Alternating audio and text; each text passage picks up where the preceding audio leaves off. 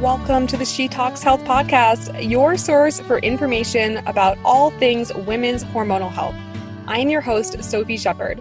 I'm the founder of She Talks Health and the co-creator of the 12-week Empower Her group gut and hormone program. I'm a certified functional health coach and a holistic menstrual health educator. This podcast was created to give you clarity about how to take control over your hormonal health using safer, natural options.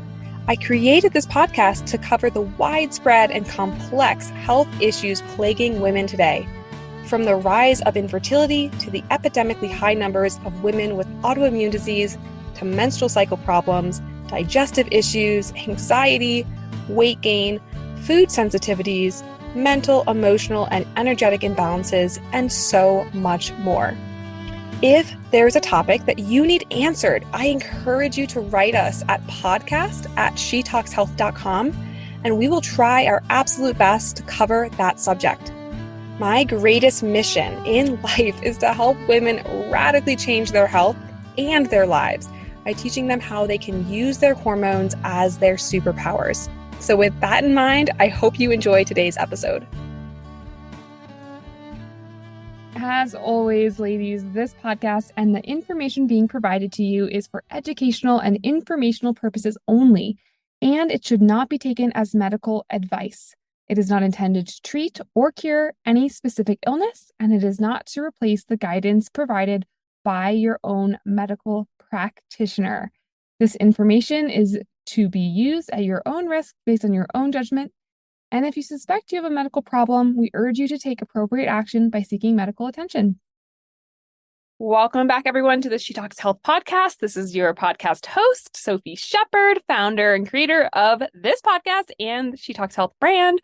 And I'm really excited because we have a topic we haven't discussed at all on this podcast and something that I don't even know enough about. So I'm really excited to get educated alongside you. So we're welcoming to the show R Blank. Thank you for coming onto the show, R.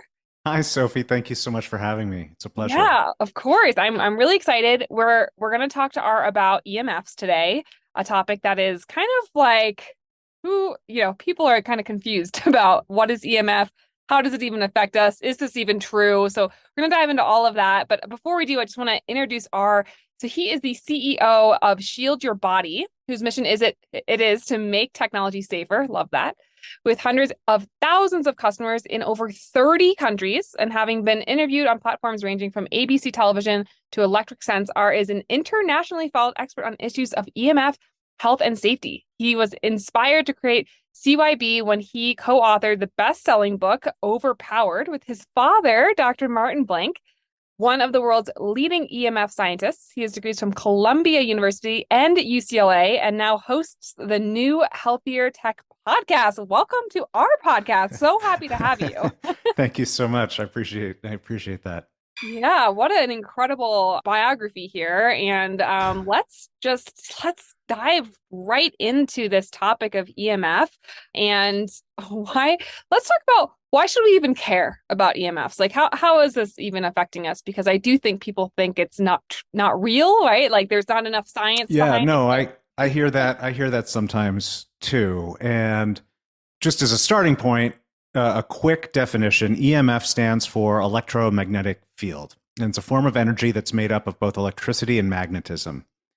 And for essentially the entire history of life on Earth, the only forms of EMF that all life were exposed to was sunlight and other cosmic sources, other stars where the radiation reaches us. Lightning was a source, and the Earth itself has a very weak magnetic field. It's how compasses work. Those were really the only sources that we're talking about for billions of years that life on Earth evolved to cope with. Whoa. And now we are in the technology age. Yeah, exactly. So that all started to change in the mid-19th century with the invention of the light bulb. And then once you had the light bulb, which is a source of EMF, you needed a power grid to power the light bulb. And once the grid was in place, you effectively had this platform for all these new awesome appliances that people could put in their homes and in their kitchens. And as all of this was rolling out, people are exposed to more and more and more of this stuff. Then eventually they learned that you could send information wirelessly using these same types of signals. So that led to radar and television, and eventually, and FM radio and AM radio, and then eventually, of course, cell networks and Wi-Fi and Bluetooth Sure. and all of that we see around us. So all of these sources are what are often referred to as human-made sources of EMF. And they increasingly surround us. Now, at the times at which these technologies were invented, it was long assumed that these forces, these types of EMF, were harmless. They were benign, right? Because I mentioned sunlight to start us off, and that's a type of EMF. Now, there's certain types of EMF with much more energy than sunlight. So much energy that they can knock electrons loose from the cells in your body. And I promise I won't get too scientific here. Well, but actually, that's interesting to me. I like the nerdy sciencey stuff, but yeah. So those are things like X-rays and gamma rays. These are forms of EMF. They're called ionizing forms of EMF because they have, like I say, so much energy. They can ionize the cells in your body. Everyone knows that is incredibly harmful, even in very, very small doses. So the types we're talking about here are called non-ionizing forms of EMF. They have less energy than the sun. And because they have less energy than the sun and they are non-ionizing, it was long assumed that they were biologically inert forces, that they were basically harmless to be around. And these are the cell phone, the Bluetooth, the radio frequencies, that range of EMF. Exactly. Okay. Gotcha. Exactly. But about 100 years ago, science started to emerge showing that maybe that assumption wasn't entirely accurate. And in the intervening century, the science has continued to build. But just by way of, some perspective on this, my father, whom you mentioned in the introduction, who was a very important scientist in issues of EMF and health, he was a professor at Columbia University Medical School. Okay. And when he went to graduate school, he was taught this stuff was harmless. And when he started teaching future doctors, he was teaching them this stuff was harmless. And it was in the course of his career where he started to encounter science that showed him that assumption was incorrect. Wow. And that's what he ended up spending several decades researching himself and eventually advocating and becoming effectively a type of activist. So we're now in a position where everything that runs on power, so that includes power lines, it includes your appliances, anything with a motor. These are all sources of EMF. And then anything that communicates wirelessly, like cell phones and Wi-Fi, these are all forms of EMF.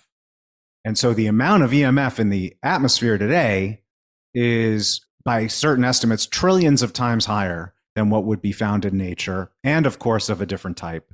And more to the point, it is increasing every year, because of the way in which we are adopting and deploying these technologies with very poorly considered safety standards. So that would be the introduction that I would start with. Now, it is true that many people dispute the severity of this issue. And a lot of that is due to what is called it's basic. There's a lot of science that has been funded by companies like the wireless industry and before them the power industry, that were designed to show that this stuff is harmless. And so they flood the balance. It's called the weight of evidence, right? So if you put out enough science that says this stuff is harmless, then people can just point and say, look, half the studies say this is safe and the other half say it's bad, but that means it's up for debate. But you always have to look at who is funding the research. Where are those research dollars going? Because exactly. And there are some scientists who do that, who will do surveys of multiple studies and analyze the scientific methods, analyze the funding sources, and they will find that the higher quality, independently funded science tends to show that EMF is harmful, whereas the lower quality industry-funded science tends to show that it is not. And this is, again, you hear it all the time. It is the same thing that the playbook that was perfected by the tobacco industry as they fought for decades successfully to fend off regulation. Sure. I mean, So, it's but out also there and almost every, and I mean, you could probably make that case for processed foods and pesticides and all those exactly, different things. Yeah. exactly. And we're at the point now where, breaking through all of this, controversy, where there are literally thousands of high quality peer reviewed studies into this question demonstrating negative health outcomes. The World Health Organization lists these forms of EMF as a class 2B carcinogen.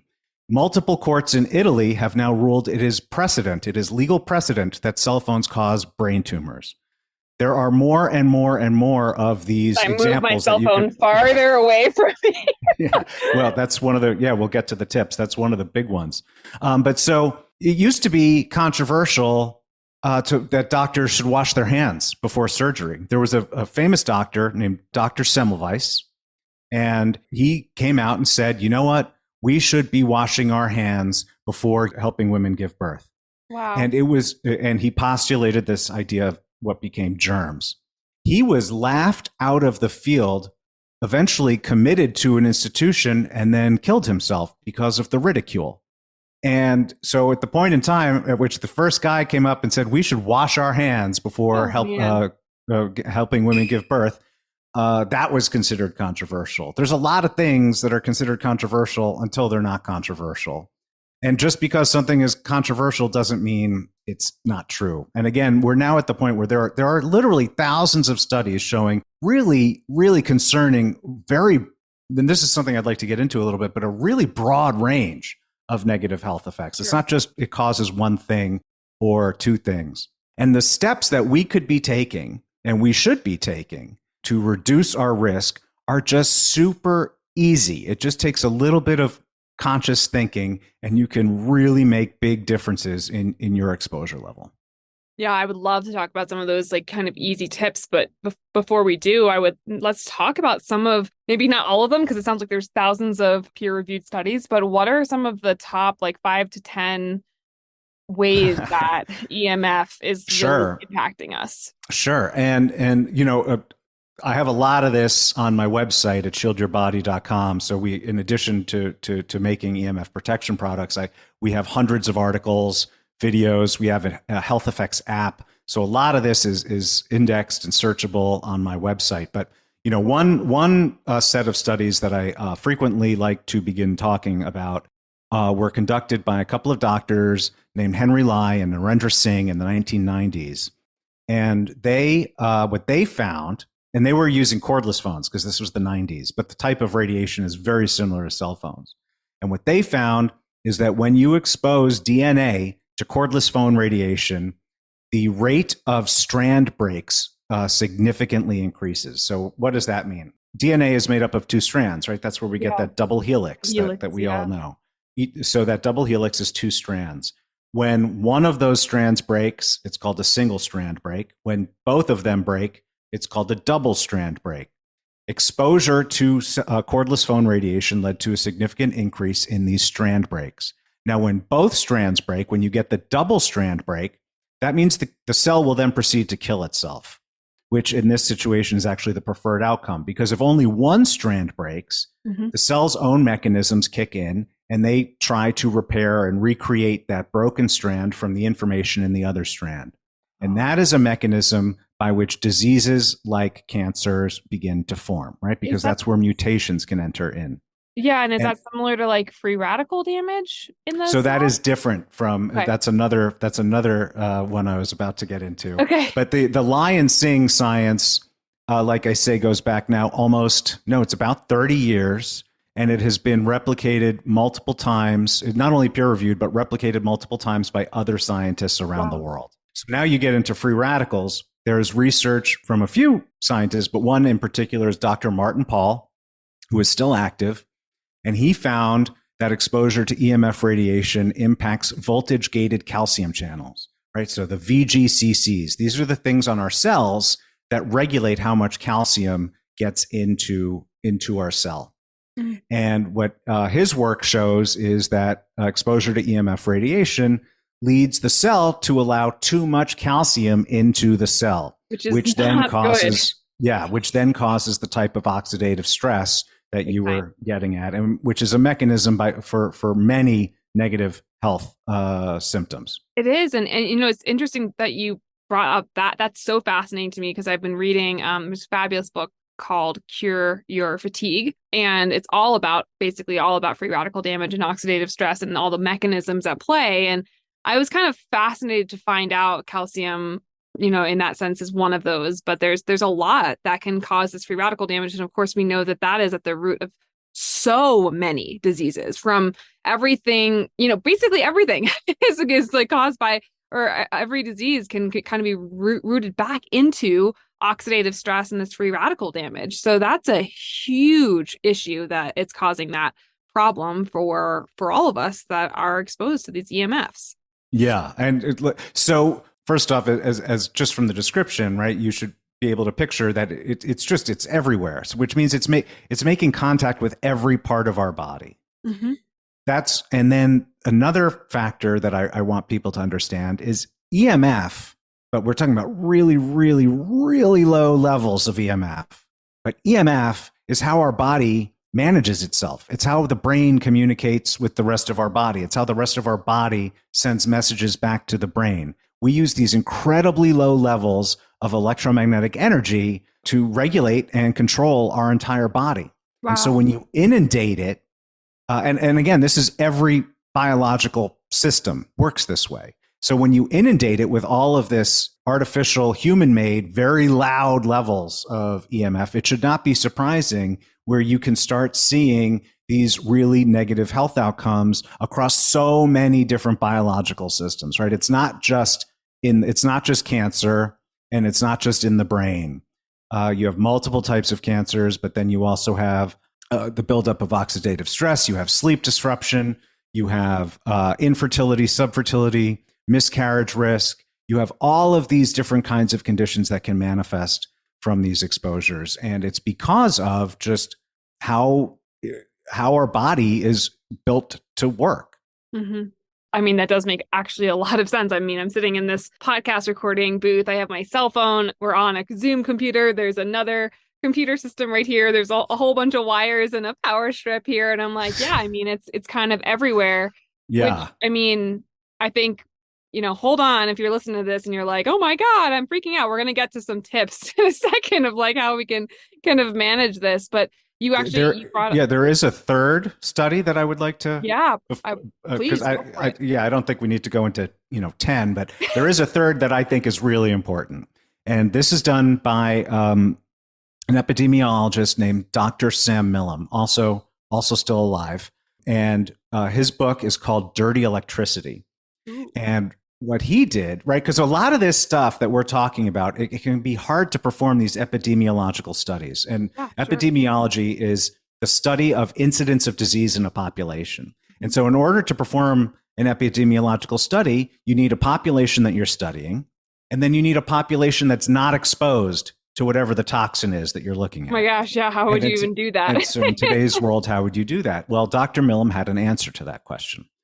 So the installation of the grid, the electrification of America, it did not happen all at once, right? Different parts of the country got the grid at different times.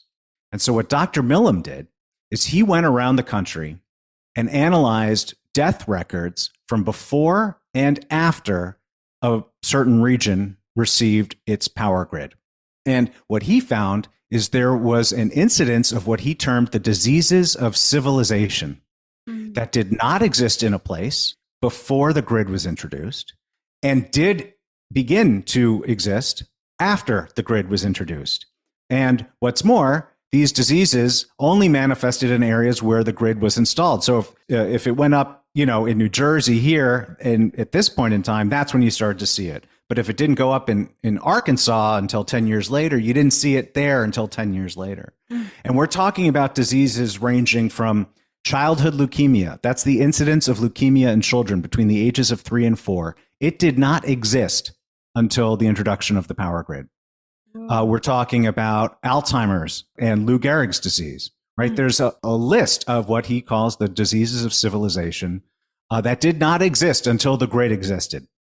And it is a very powerful statement on because he did really good research on this, and the records don't lie. Yeah. Wow, that's really powerful. I would be curious to know kind of the age, not, not the age of time, what decades this was going on and how that might also, relate to other things. I mean, I'm sure these studies must be very challenging because at the same time, potentially there is the introduction of, we've got pesticides and we've got people eating processed foods and all those things. But even so, that's like also causing oxidative stress, Yeah. No, for sure. We are living, as you and this whole community knows, we're living in a world that, despite the fact that in general, life expectancy keeps going up, our toxic load keeps going up. And the sources of these various toxins, right, they just keep growing. And someone like me who comes on to talk about EMF. Obviously, I'm going to talk about EMF, but I am under no illusion that EMF is the only toxin of concern in our world. And in fact, what I seem to be picking up from what I learn and the people that I talk to is that there's cross susceptibility to these toxic exposures. So, for example, if you have multiple chemical sensitivity or MCS, you are much more likely to have what is called electromagnetic hypersensitivity or EHS, and vice versa. So a buildup of exposure to one kind of toxin can make you more susceptible to negative outcomes from exposure to other types of toxins that maybe other people don't feel as severely. Absolutely. And I see a smaller effect of that in my client population. I see a lot of mold illness, a lot of people with mycotoxins from their home. I think it's like estimated that at least 40% of homes have had a water damage or mold exposure. And those are also the same people that are more sensitive to chemicals and fragrance and things like that. And there's this really incredible book, I don't know if you've read it, from Annie Hopper called Wired for Healing, where she gets a massive mold exposure, mycotoxin exposure, and then ends up getting the electrical hypersensitivity, the chemical sensitivity, to the point where like she had specific, this is going to sound insane, but it makes sense for what we're saying, that she had specific regulations around when people would come into her home. They couldn't wear perfume. They couldn't do any of these things. And eventually she had to kind of rewire her entire limbic system in order to function in today's society. So, yeah, I see these kind of cross things. I don't see it as extreme as that woman, but it makes a lot of sense. And, it's something I teach my clients a lot is like, what is your stress load? Because people think of stress as like just mental, emotional. But when we actually think about what is hitting our body, and that literally by your definition of how our body functions, it's energy, right? There's has to be an electric charge there. Then we start to see, well, yeah, I've got a jerk boss, I've got a kid with a cold, I have, IBS or maybe a parasite or something. And, and then I have these electromagnetic fields everywhere. And then I have pests. It's like, there's a lot that we're trying to kind of dump out of our stress bucket or our toxic load bucket. And it just makes total sense to me that this would be part of the equation to start to think about. Absolutely. Woo. So we've kind of covered a lot of different things that this can affect. And you even mentioned some reproductive things, miscarriage and infertility. I would love to maybe talk about, I want the tips for sure in a second, but I also, it kind of occurs to me that as I'm sitting here and we're, on our technology to have this conversation, like our world is very much set up for technology heavy days, right? So like, how can we ensure some self-care around technology? Like, how do we have this healthier relationship with technology? Because it's not just EMFs, it's also, the world of Instagram and TikTok and negativity and all this different stuff. Like, where do you see that? It's super true. And when you get into certain classes of the negative health effects, right? So I'm thinking of examples like sleep disruption or sleeplessness or increased anxiety. It can be actually very difficult to tease. The science is still very young on this, and it can be very difficult to tease out. Like if you're measuring higher rates of anxiety from people who are, using Facebook or Instagram all the time, like, is that how much of that is coming from Facebook or Instagram versus how much of that is coming from the phone that they're on and the blue light that they're getting and the lack of sleep from all of, and the lack of socialization with like their peers. Yeah, exactly. Kind of like a whole soup of bad. Yeah, no. So it's a really great question. And that's a lot of what we tackle on my Healthier Tech podcast. So separate from questions of EMF, it's how do we focus on building a healthier relationship with technology overall? Because there's no getting to a zero EMF lifestyle. And there's no getting to a zero tech lifestyle if you want to participate in the modern world in any way. And so a lot of it is about setting and enforcing boundaries, right? So creating quiet times where you and your family aren't allowed to use your screens. We interviewed someone on my podcast who got a time lock safe to enforce this for himself, so he can put his phone. And it'll depend on how he's feeling, right? So this is an extreme example. I don't mean to say everyone should go out and buy a time lock safe, but I think it's a great illustration, right? So he'll say, you know what, I need 2 hours without my phone, or I need a weekend without my phone. And he'll put his phone in the time lock safe, lock it up, and then he has that enforcement mechanism. I was talking to another podcaster, the Bomb Mom, who was talking about, she doesn't restrict, or at least she might have changed this, but at the time, she doesn't restrict how much her kids can use the phone, but she makes them go up and stand at the bar while they do it. So they can't just lay down on the couch and, while away the time. Like if they want to get on the phone, they can, but they have to go and stand up at the bar and do it. And they're complaining about it. But you create these rules that create kind of enforcement mechanisms that by their nature limit your use and increase your appreciation of this stuff. Yeah. But there's other ways that are simpler and more applicable to a lot of people. So one, if you're not doing it already, is measuring screen time, which almost every device now has built in. So make sure you're doing that, because just as the famous management guru Peter Drucker said, what gets measured gets managed. Yes. And until you're measuring how much of this you're using, you may not even realize how much of your time is being spent this way. I remember when that feature came out on my iPhone, and it was kind of eye-opening. And I get them on Sundays, like a weekly report. And I always feel so proud of myself when the percentage is down. Is there like an amount of time per day or per week that, we should be shooting for, like a goal that we should do? Or is it just like know what it is and then maybe try to lower it? So from my perspective, and this is separate from EMF, this is just about healthy tech. Yeah. It's really about how you feel. It's about optimizing the best outcome in your own personal feelings about it. So, that would be different for every person and what they are trying to achieve in their life. But, you can use your phone 5 hours a day and still feel like it's not harming your mental state. It's not giving you increased anxiety. If you're getting actual use out of it's going to be different if those 5 hours are spent on Facebook or those 5 hours are spent on Duolingo, right? Because it's all about what you're getting out of that relationship. Yeah. So I don't view that there are hard and fast rules. I do think that you need to take a self-awareness. So you need to constantly be taking an inventory of your emotions about how this is making you feel, what you are getting out of it. And kind of go from there. The one other thing I'll say that I think everyone should do, and not enough people do, is my phone is always in Do Not Disturb unless I know I'm expecting an important call. Mm-hmm. It's always in Do Not Disturb. No app can send me notifications because they don't deserve to. Yeah, totally. Get it on airplane mode. Get it on Do Not Disturb.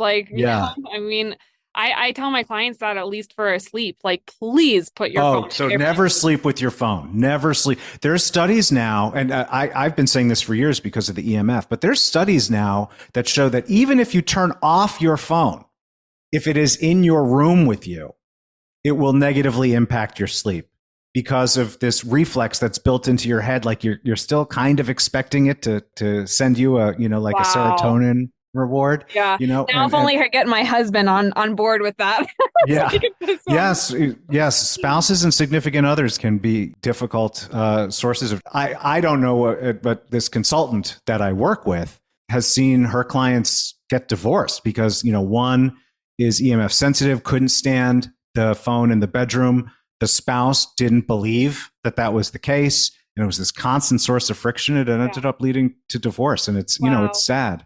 I could see that. It's interesting. Like my husband and I are very different in that sense too. And I was actually realizing like he's a creator. So he'll turn on his phone as soon as he wakes up. And I don't even know if he puts it on airplane mode. I've asked him like 400 times. So I'm not sure if he does anymore.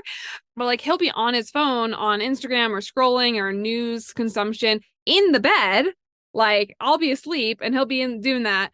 And I am just not that way. Like for me, like kind of what you're saying about checking in with your emotions, I need at least an hour without anybody, any friend, any parent, anybody, except for the person, him, to be able to ask me anything, request anything of me, and certainly not in the impressionable state when you first wake up of like kind of imprinting things from social media.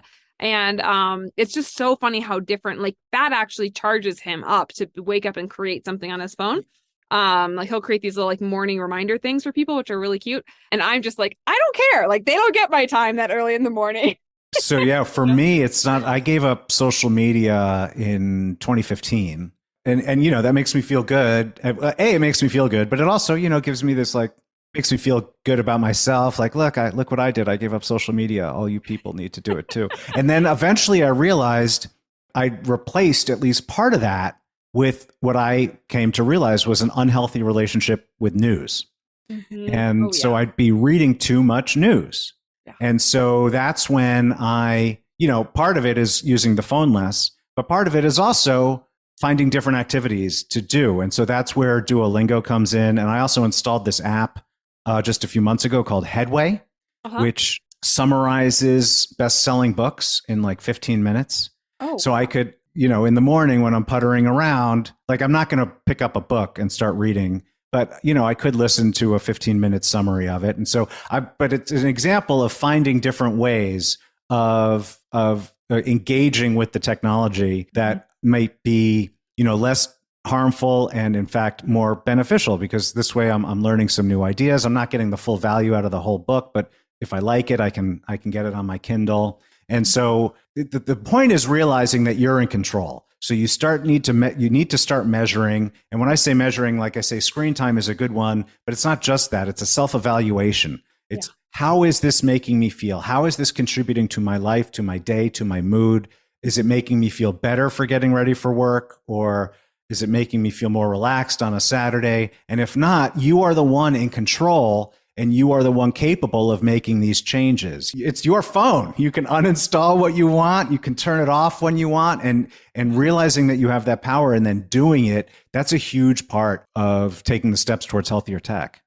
I 100% agree. And I also can relate to the news thing. And for me, I'm very much an empath. I don't know if anyone here follows like human design. I'm a projector. I'm like super like stuff affects me big time. And during the pandemic, we were living with my mom and dad, and my mom and dad would want to watch the news every night, right at dinner time. And I'm like, you guys know that I teach about gut health, right? And like stress and eating at the same time is not good. So, I had to create that boundary, and it was like annoying for my parents, I think, at first. And I was like, look, if you want to spend time with me, I'll be on the porch. Like, I'm not doing this. If you want to watch it on your own time, then fine, but not during my dinner. Like, or I'm not going to be in the room. And, I just think you're right. Like, we get to choose. And a lot of times we just kind of put in this like wheel of that we don't get to choose, that these all these things are habitual. The tech has become so accessible, and while certain things cost a lot of money in the grand scale of things, so cheap and so accessible that these experiences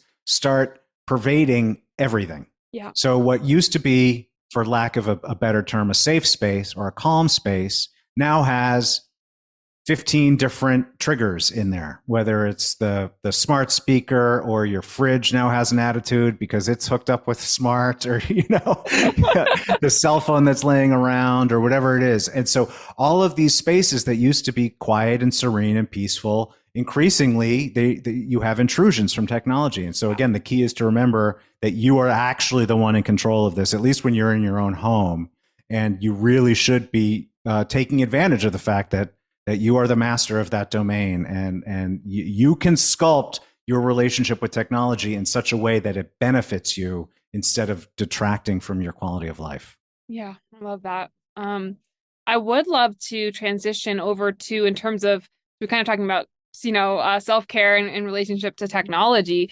What are some of the things you mentioned? Moving your phone away farther from you, Yeah. and probably not keeping your phone even in the room, it sounds like, when you're sleeping. So what are some things people can do that are easy for reducing EMF exposure specifically? Sure. So there's two key rules. One is and the first one's very obvious, which is use less EMF emitting technology, right? So, Sure. and again, like I said, it's obvious, but there's a whole lot of ways where you can be doing that. So first off, they keep trying to sell you all these new smart things, smart this, smart that. You don't need it, right? So the example I like giving for this case is a smart fridge.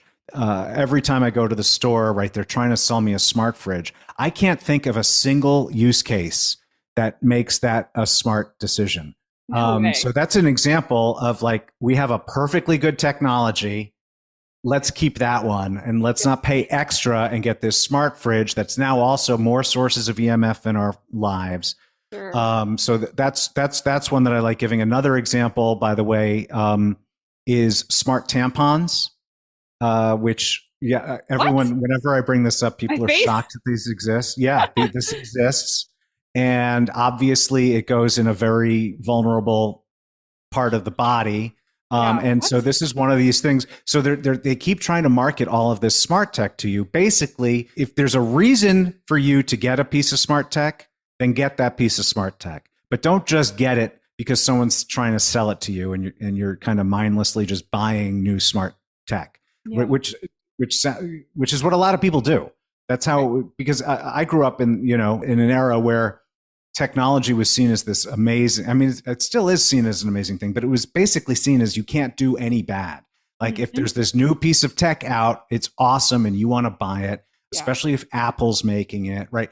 It's kind of changed now where tech has gotten so big and it's so pervasive that, you really have to start exercising some discretion in terms of which aspects of it you want to buy and support and bring into your life. Those are just some examples. Another example of using less of this tech is turning off your Wi-Fi when you go to sleep, right? Yeah. So it's not necessarily not buying it, but just only turning it on when it needs to be on. And so turning off your Wi-Fi when you go to sleep is a really great tool. It's one of my top 2 tips that I give people. And a big number of those people come back and say, basically that same night, they start sleeping better. By the way, this is true even if you're in an apartment building and when you turn on your Wi-Fi and you see like 30 networks, and you're like, why bother turning mine off? Sure. And the reason it's true has to do with the second key rule of EMF protection, right? So I said the first was using less EMF tech. How close it is to your body? The second is how close it is to your body. And the reason for that is the power of EMF radiation diminishes exponentially with distance, right? So what does that mean in practice? That means if you have your phone and it's an inch away from your body and you double that and it's now 2 inches away from your body, the power of your exposure to that radiation has gone down 75%. Whoa. And it does that for every doubling. Wow. That's how EMF radiation works. And that's exactly why never carrying your phone on your body or holding it up to your head, that is the number one tip that I give people. Because even as you have all of, like we said, you turn on your Wi-Fi, you see 30 networks. You look out your window, you see 5 cell towers. Even as we have all of these sources around us, these cell phones are so high powered and they are on our bodies so much of the time that between the power level and the duration of the exposure, even with everything else out there in the world that we're increasingly like, oh my God, I'm so worried about it. It's for a lot of people, carrying your phone in your pocket or your bra can be one of the biggest, if not the biggest source of your own personal exposure. Wow. So stopping carrying your phone in your pocket or your bra or holding it up onto your head, that is the number one thing that people can do. Alternatively, putting it into airplane mode while you're doing it, right? So if you have to carry it in your pocket, put it into airplane mode first, and then you're essentially eliminating all of these emissions off of the device. So those are the big things. And then So it's minimize your use of EMF emitting tech, Uh-huh. maximize the distance between the tech and your body when it is in use. Okay. And then it's after that where once you reduce your exposure, those are the two best sets of things to do is basically eliminating the exposure in the first place. But after that, once you've taken those steps, that's where EMF protection products can come in. And so I mentioned carrying your phone as being a really important activity to avoid or to reduce. So you say don't carry your phone in your pocket. And some people will say, well, where am I supposed to carry it? Right. Like, what am I going to do? Like, put it on a crown on top of my head. Like, Yeah, no, that's not much better. that's Yeah. not better. So Like, what are we going to do? So that's where I make a growing line of pouches and bags designed specifically to make it safer to carry your phone. And so in these, the back of the pouch or the bag is lined with radiation shielding. The front isn't. And so the radiation shielding deflects the cell phone radiation away from your body. But the fact that the front of the bag isn't shielded means your phone can still work. It can still send and receive calls and texts and so forth. So we have the phone pouch, we have the pouch deluxe, we have the sling bag, we have the backpack, and we have more of these coming into our catalog next year. And it's because I view that, and we have more than this in our catalog, but I view this as the number one most important use case that people can really make a difference in their overall exposure. So that's what I would, stop carrying your phone in your pocket or your bra, or if you can't or won't stop doing that, then get, like one of my products, like the SYB phone pouch or the SYB sling bag or something like that. Yeah, I know there's a lot of those different types of products out there, and some of them are not as good as others, I understand. So it's good to know that you are making that, because obviously you've been studying this for a long time. So I'm sure you've tested it and can see Yes, that. so we have independent lab testing for all of our products. I also have I forget how long, it's like a 70-page guide that I've written for people to show them how they can test my claims for themselves at home with equipment that they can buy. So yes, we take testing and product claims very, very seriously. Yeah, we love that transparency, because that's, there's a lot of people out there that are, I even bought one. I didn't know like that it was terrible. I tested it with one of those, like, I think it was like a radiation or a Wi-Fi tester thingy, and it didn't do anything. And I was like, oh man, that was totally a waste of $50 or whatever. So this is actually good to know that you guys sell this stuff. And I do have one other question for you that I've always wondered is, what about your headphones? Because I see you're plugged in. So is Bluetooth like the worst thing ever? Those little like Apple things that you put in your ears? So yes, Bluetooth, I strongly advise against Bluetooth. Bluetooth is the same kind of radiation as Wi-Fi. Okay. And it's lower powered, but you tend to, all these people with their AirPods and everything. Yeah. They put it right there in their ears, which is a very vulnerable part of your body, not only because of the proximity to the brain and eyes, but also because that's a part of the head that has no natural shielding, right? There's a hole in the skull. That's how your ears can work, is there's holes in the skull. And so that eliminates even the limited amount of natural shielding that you would have.